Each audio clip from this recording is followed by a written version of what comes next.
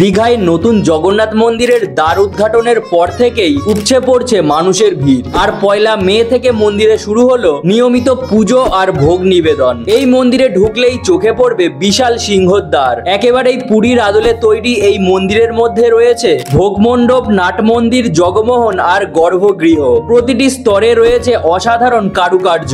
তাছাড়া পাথরের গায়ে দশাবতার মূর্তি। এখানে প্রতিদিন প্রভু জগন্নাথ, বলরাম আর মাতা সুভদ্রার জন্য ভোগ নিবেদন করা হবে। রান্নার জন্য আছে আলাদা ভোগশালা। ভোর 4:30টার সময় দেবতাদের ঘুম থেকে জাগানো হয় আর সকাল থেকেই শুরু হয়ে যায় ভোগ রান্নার কাজ। প্রথম দিন সকালের ভোগে ছিল লুচি আর মিষ্টি। দুপুরে দেওয়া হয় রাজভোগ, মানে একেবারে 56 রকমের ভোগ। আর মোট 5 বার ভোগ নিবেদন করা হবে। আপনাদের জন্য আমি কমেন্টে এই 56 রকম ভোগের সম্পূর্ণ তালিকা দিয়ে দিয়েছি। আর আপনি কবে এই মন্দির দর্শন করতে যাচ্ছেন আমাকে কমেন্টে জানান।